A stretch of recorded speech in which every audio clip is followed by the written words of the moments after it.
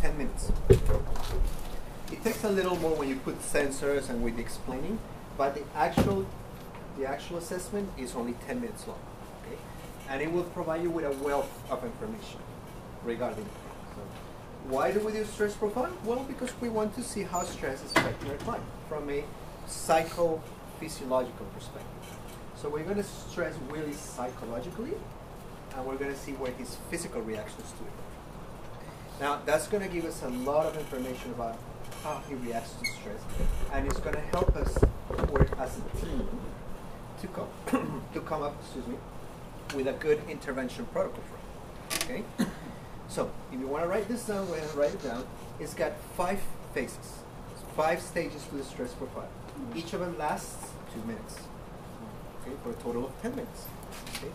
We start with a baseline. Okay? We record without him doing anything. He's just sitting there, and we record a baseline. Okay? And we are going to think that baseline is our is how he reacts normally to things. Okay? Now, keep in mind, he could be relaxed today.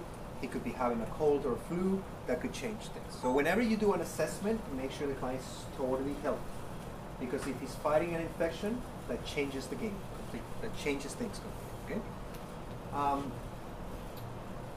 Baseline 2 minutes, then we go into the stress 1 phase. Okay? And we stress him for 2 minutes. And I'll show you what we do. Then the recovery 1 phase. So after we stress him for 2 minutes, we're going to let him recover for another 2 minutes. And in the recovery phase, what I want to see is how fast he recovers and how well he recovers. So I'm seeing the client's recovering abilities, his self-efficacy to manage stress. Then we do what we call the stress 2 phase. So we stress him again, and then the recovery 2 phase. So it's baseline, 1 stress, 1 recovery, 1 stress, and 1 recovery. And that's it. And then we proceed with the interpretation and the assessment and the feedback to the client. Okay? It's non-invasive. Okay? So the way I explain it is, Willie, what we're going to do is call it stress profile, and we're going to do it because we want to see how you stress out and how you react to stress.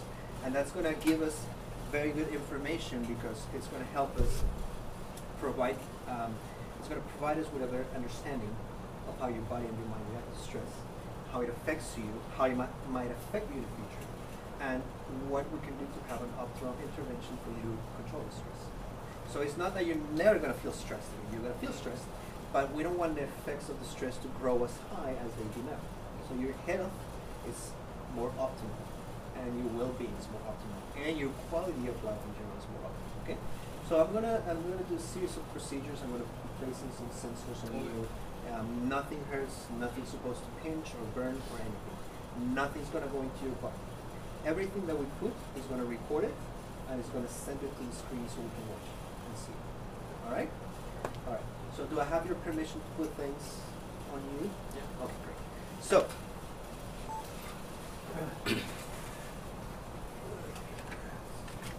So the first thing we want to put on is the respirator. Okay. Why do we want to put it? Because he has to be standing up for that, right? And then when he sits down, he can put the other ones. Okay? So we'll take our amplifier. So this is the Nexus 10 amplifier. For those of you who are not familiar with it, it's a very neat, sturdy, robust amplifier. It's made in the Netherlands by Mind Media, and it's a 10-channel system. Okay, so you can record 10 channels simultaneously, or you can record 1 channel at a time. So it's very, very, very, very useful because you can do combined work. If you want to do neurofeedback with muscle tension, you can do it. If you want to do neurofeedback with temperature, you can do it. If you want to combine respiration with muscle work, you can do it. Okay? So it gives you the ability to do it. It's wireless, it's Bluetooth, so it connects via Bluetooth to the computer. It's got about a 30-meter range, and it allows for mobile interventions. So the client does not have to be confined to the chair to do it. We can take this into the world, into the real world, with an athlete or phobic. Let's say you want to expose somebody who's phobic to heights. You take me to go climbing and I take equipment with me and we go climbing and I do the recording. So it allows for that. Yeah, ambulatory. So what we're going to do is we're going to do the sensor placement. Okay. This new version of the amplifier is very neat because it's got a built-in battery that can be charged, so you can charge it. And it records time, and it's got the SID card is got a larger memory if you want to record. So it's a very beautiful equipment and really, really good. So what we're going to do is I'm going to place it behind the client. And normally in your practices you will have a reclining chair, which is very comfortable. You will have small table behind it where you can place equipment. But for practical purposes, we're going to do it. So I want you to stand up a little for me for a second, please. And this comes with a couple of Velcros to measure temperature. So it's got a smaller one for people who are fit, and this one was made with large people in mind. So people who are overweight, it's more for them, and this expands. So it goes. So the way we're going to do it is, and you watch me, and then you do it when you practice amongst yourself, is that you are going to place it on top of the navel, the belly button. Okay, just about 1 centimeter above the belly button, like this. Okay, and you are going to ask the client to hold it with their fingers like this. Okay, so the first thing you want to do is you want to feed the end of the Velcro like this around it. And make sure you feed it right, because if you don't feed it right, then you have to turn it around. So make sure you feed it right, and so that when it comes around, it fits the same way, right? So really, what I want you to do is I want you to put this above your navel like this, and the person doesn't have to lift their shirt. So, you know, because sexually abused victims, sometimes they think they're going to have to take their clothes off. And especially if it is a female client and a male therapist, that's going to cause a lot of stress. So you can tell them, no, it's okay. And make sure when you approach them to ask if it's okay to approach them, you know, everything, like every single detail. So I'm going to put it like this, and we're going to hold it with your fingers, okay? Good. And what I'm going to do is I'm going to open this, and I want you to turn around all the way for me. So that way you don't have to come close to the client. Okay, just keep turning for me all the way, please. More. More. Keep turning, please. There you go. There you go. Okay. And see, so it fits like that. So see, the Velcro is nice and snug. So it's not twisted. Okay. Is that good for you? Is that nice and snug? Okay. Please hand me the cable. Thank you. And you can go ahead and sit. So we have our setup ready for the breathing. Okay. Now what I want you to bring your arm up and bring the cable down, because sometimes they can lift the arms and they can pull on the cable, okay? So this has a specific order, which goes from left to right, okay? So the very first sensor we're going to place is a respiration, which goes into channel H, okay? Now, BioTrace, I'll show you, has a way of, if you don't remember, you have a command key on the keyboard you can type, and it will show you what goes where. Okay? Now, if you notice, it has a red dot, and the amplifier has a red dot. So what you do is match the red dot with the red dot, and you don't have to force it. It goes in nicely. Okay? And what I like about this system is that the extra protection that the cables have to avoid noise. It's very good. So I go like this, and actually, you know what I'm going to do? I'm going to use this table, just stay like this, because it's easier that way. Stand up for me, please, and move forward, walk forward, please. Think of, very first step, there. You can sit down now, and so you can use a reclining chair with something like this, and it makes it easy, okay? Now, next one we're going to place is the blood volume pressure or the heart rate sensor, okay? And you know, people sometimes use the non-dominant hand, sometimes people use the dominant hand. My thinking is test where you feel best. Okay? Sometimes they use the dominant hand, whether it's the right or the left, because that's where you get a better signal. A lot of people like the non-dominant hand because that's where you get a better signal. Okay? But for practical purposes, we're gonna go with the right. Okay? So your right hand or left-handed? Right hand. Okay. So it's gonna go into the index finger. Okay, and if you can see, you have the nail and finger, so you can follow it. So you can place it, and just like that. So you place it like this, you gotta rock. So it's got a drawing for you to follow. Okay. So please give your index finger, and I'm gonna place this here. Okay, does pinch hurt anywhere? No? Okay, good. And again, it goes into the next channel. So the G channel. Okay. And the same thing. Red dot with the red dot. Very simple. Okay, now, and so you place your hand above your left like this. Yeah. Why like that? Because if you put it down, put it like this, please. It's adding pressure to the sensor, so it's going to cause some noise in this. So we want to minimize this noise as much as we can. So I just go ahead and place it right through there. And what I can do is I can use tape and tape it to the pan or the arm if I want to minimize movements. Because sometimes when clients start talking, they start doing this. And a lot of people talk with their hands, right? That's gonna cause noise, right? And we want to protect these cables as much as we can. This can come off, so just be delicate. Now you can buy replacements for those anytime they go wrong. But if you take good care of them, I've had mine for 10 years. I've never had to replace them. So if you take good care of them, that's not a problem. All right, so we're good with that? Good. Okay. Now, next thing we're gonna do is we're going to use the temperature.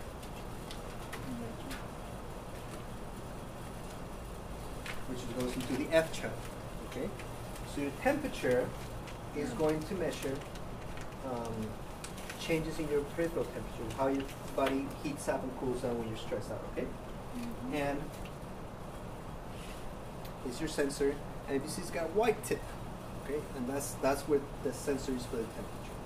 And you have to put that against the skin. Make sure you put it against the skin, because if you do this, you're gonna get room temperature, not body temperature. So it's a rookie mistake that some people make, so make sure you put it there. Now, it comes with this tape. I'm going to recommend that you get something called Coban tape, C-O-B-A-N, Coban tape. Because it's an elastic tape, but it's not an adhesive like this one. Because these adhesive tape, what's end up happening is chipping off the paint on the sensor. So it shortens its life and duration. So the Coban is really useful. And you can get it at a major drugstore, C-O-B-A-N. Or you can ask a physical therapist. Coban tape. It's adhesive, but it sticks on itself, but it's non-adhesive, so it will protect. But for practical purposes, we're going to use that, okay?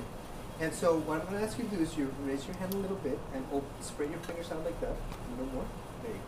And I'm going to place it in the middle fingers, okay? So I'm going to tape it over here, and then I might tape it to the palm of the hand or the forearm. If it's not too hairy on the forearm, we do it there. Now, the other reason why I like the Coban is because some people are allergic to this type of tape, or the micropore. Are you allergic to it? No. So always ask, allergic to any products on the skin? Because if they are, you have to get resourceful. Okay? Now, so those of you who work in hospitals, you're going to have amputees. People with no limbs. You have amputations. So where do you place the sensor? You can place it on the amputation or the other limb. They're double amputee, or you go with the where the amputation is. That's how you do it. Okay. So same thing. We're gonna place it in the channel. So red dot with the red dot, and it slides in nicely. And we're gonna raise your hand for this, and little more, please. Get your hand high, please. There. So remember, it goes against the skin, because you don't want to record in room temperature. So now the other thing is make sure it's not too tight. How's that? Okay. So it's not too loose, so it comes off, but it's not too tight that you cut down circulation, because then you're gonna go, oh boy, your hand is really cold, but there's no blood getting it. Because it's too tight, right? So that's good, right? And I'm gonna go ahead and can I tape it here? Okay. So I'll just tape it over here, and that's gonna minimize movement. And you're gonna put your hand back. So you have to make sure that when they extend their arm, you're gonna pull on the cable. Because if they pull on the cable, they're gonna bring the amplifier down with you. Okay. And with hyperactive kids, you have to be extremely careful because they're going to want to get up really quickly and they're going to take everything home with them. So now this is very well built. It's very resistant. I mean, you could have an elephant step on it and it will resist it, but you never know. Okay. So next thing we're going to do is the galvanic skin response. This is your galvanic skin response sensor. You have two Velcros. I don't use the Velcros anymore for two reasons. Well, one reason being, if you have somebody with really thin, small fingers, it's not going to wrap around completely. And it's going to be loose. So instead, you can use these guys. And these you can buy from any medical supply. You know, these ones are big, which are the AKG, but they come small. You use on the palm of the hand. Now, the other reason why we use the palm of the hand as opposed to the tip of the finger is because the palm of the hand has the largest accumulation of sweat glands. That's one of the largest accumulation of sweat glands in the body, so you get more reaction from that as opposed to the tip of the finger. Now, those of you who work with athletes, people who do gymnastics or climbing like myself are going to have thicker skin. So you have to be careful where you put the sensors because the signal will get reduced the thicker the skin is. Okay? So it's very important you do. Or people who work in construction. Anybody who uses their hands a lot, say like my hands, because of the climbing, they're going to have thicker skin. So you have to be mindful of that. But the way you do it is, again, you place the sensor in the next one, which is the E channel. And you match the red dot with the red dots. Slice it nicely, and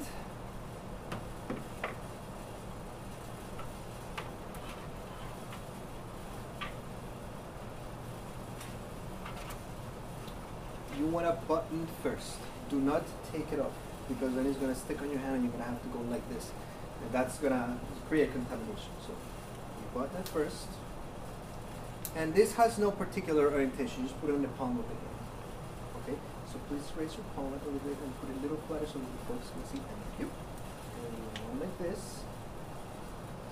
So make sure it sticks nicely. And one like this. And there we go. Alright. So put it down, please. Good. And still has room to manipulate in case he moves. He's not going to take the amplifier with him. So I'm going to swing across the room, right? This one? This one. The galvanic skin response. Right. This one. That's blood temperature. Yeah, it's measuring how much blood flow is going there. So it's that's your heart rate. So let's rephrase. That's your respiration. This is your heart rate. This is your temperature and your galvanic skin response. And last but not least, we're gonna do the muscles. Now, some people like to do the masseters and the temporals. I don't. Why? Because when people are stressed out, they mostly accumulate the pain and the traps. You know, the neck, the trapezius of the neck, trapezius of the shoulders. So you get better reactions there. One of the drawbacks is that you get the heartbeat, a little bit of a pulse artifact, but not too much. You can. There's ways you can work around. And the way you do it, you can use either. You have EXG and EXG. The system comes with two of these. This can be used for both EMG and neurofeedback. So what I recommend people do when they buy the Nexus, right, is that they put one away and just work with it. So in case this one gets ruined, you get the other. Okay. Now the thing you have to be mindful and careful about is it's these endings right here. So you have to make sure you don't bend them from here too much, or you bend them from here too much, because that will shorten the sensor's life. Okay, so if you go like this and like this, and you twist them, wind them, and unwind them too much, that will shorten them, because you're gonna end up having to buy it. Okay, so what I recommend is you hang it somewhere where it's nice, and then you hang it like that. If you take it for a treat because you're gonna do some work outside the city in another country, some teaching, whatever, then you need to wind them and wind it. But for the most part, I recommend you keep them hanging like this. Okay? And second, it comes with this little guy which you can clip to the clothing. It minimizes movement too.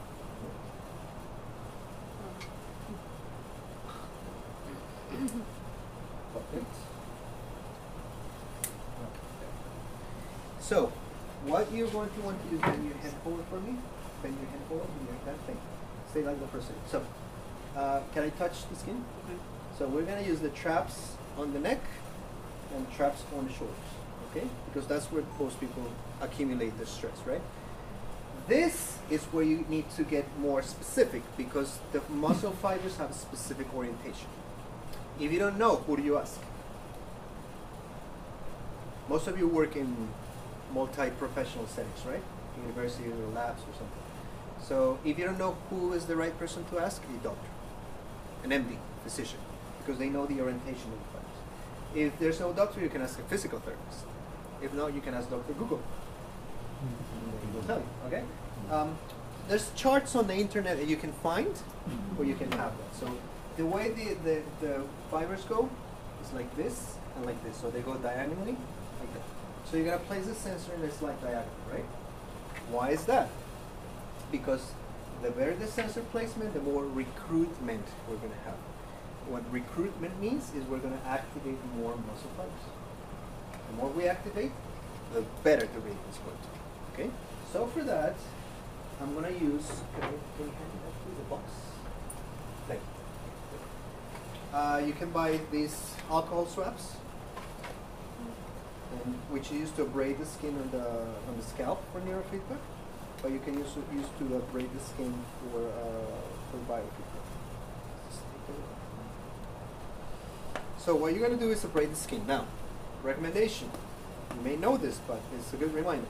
Whatever you do, no matter what you do not make the client bleed. Okay? Because if they bleed, one is going to be uncomfortable and awkward, and two, you're entering in contact with body fluids. So you got HIV, hepatitis, all those things. Now, normally the skin here is not, unless you break really hard, you're not going to make it bleed. But when you do the scalp for neurofeedback, be very careful with that, please.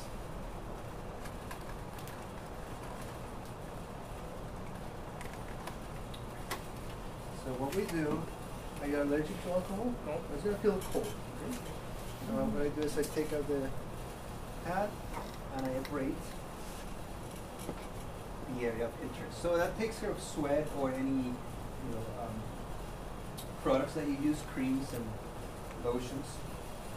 Because otherwise the sensor is not going to stick very well, the electrode. And now, I use the word sensor as opposed to electrode because I don't want people to think I'm going to electrocute them. Some clients might get anxious. I go electrode, so that means there's going to be electricity involved. So I go sensor because it's sensing the area. Right? But some colleagues are really particular about that and they get upset if you don't call things like that. So I choose the sensors. Now the other thing that I can do is I can do some touching here, and right here I feel it. So there's a big knot here and a big knot here. Would you say that's you feel the pain when you get stressed, really?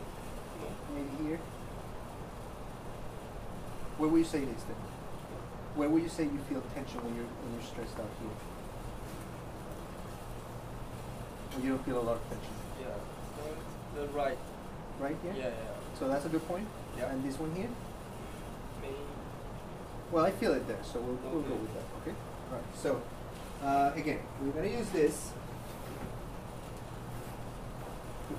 Thanks. All right, and you're going to see this has two channels. They're going to be labeled channel 1.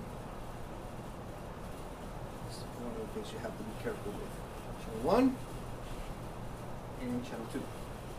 Okay, so it's 1 with a red lead and a black lead, and 2 with a red lead and black lead. Okay? So, 1 is going to be your active sensor. The other one's going to be your reference sensor, just like neurofeedback. 1 active, 1 reference. Okay? It could be either one. The blacks could be the active, the reds could be the reference. Now, the way I like to teach it for practical purposes is red is the active, black is the reference. Okay? And the active is going to go on the left side, the reference on the right side. Okay? So for the traps, we're going to use for the neck, we're going to use channel 1. For the shoulders, we're going to use channel 2. Okay? And the way we do it is the same thing. We're gonna clip it and button it before we use it. So which one goes on the left? The active, which is in what color? Red. The red. So I use a little bit of a diagonal placement. And I want to make sure there's not a lot of hair in the area underneath, because then when I pull them out, it can be really painful. Okay? Especially if women have more hair back there, so it's kind of painful. But I can show you where you can take them off without by reducing that. And then we have the left for the shoulder. We're going to put it like that.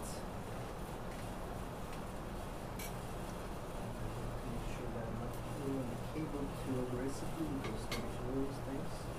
So you have to be very, very careful when you do this. And then with the black, we're going to go on the right.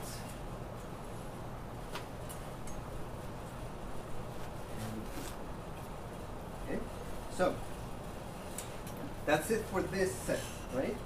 And this is going to go into channel B, which is the second one. If you make the mistake of putting a channel 1, it's not going to report anything. That's for your neurofeedback. So this is for EMG, this is for neurofeedback. I'm going to go with the EMG, and same thing, we match the red dot with the red dot, and there we go. All right? Good. And we need one more, which is our ground cable.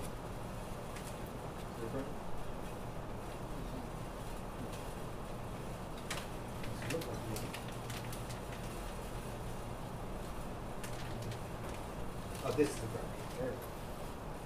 And we need to place a ground cable in between the active sensors, otherwise we're going to have noise.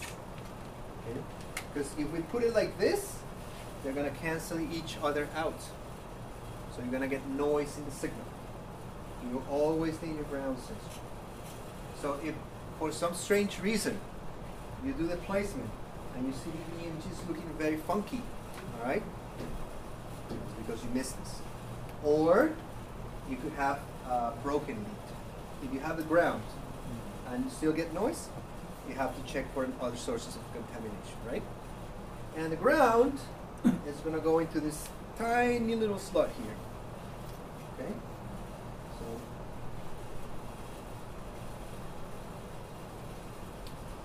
you need to force it.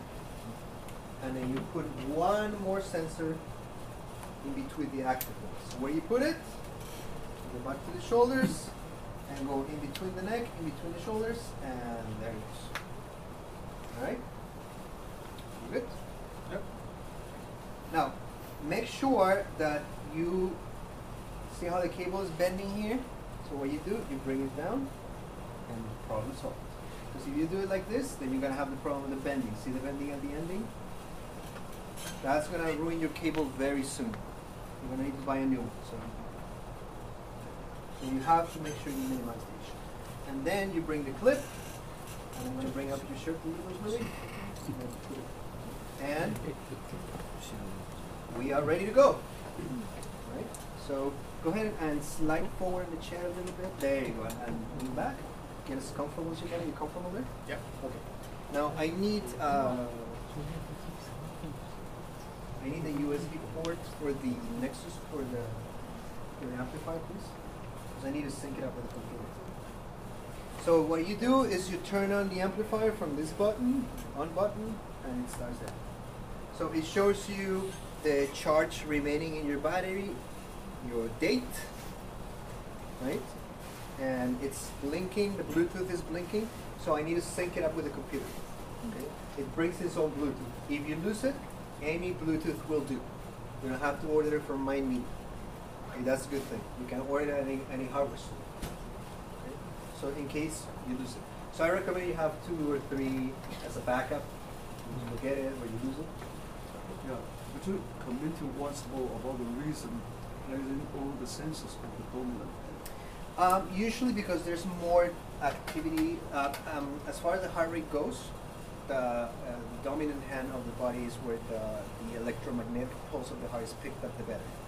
As far as the temperature goes, there's more blood flow because the hands is used more.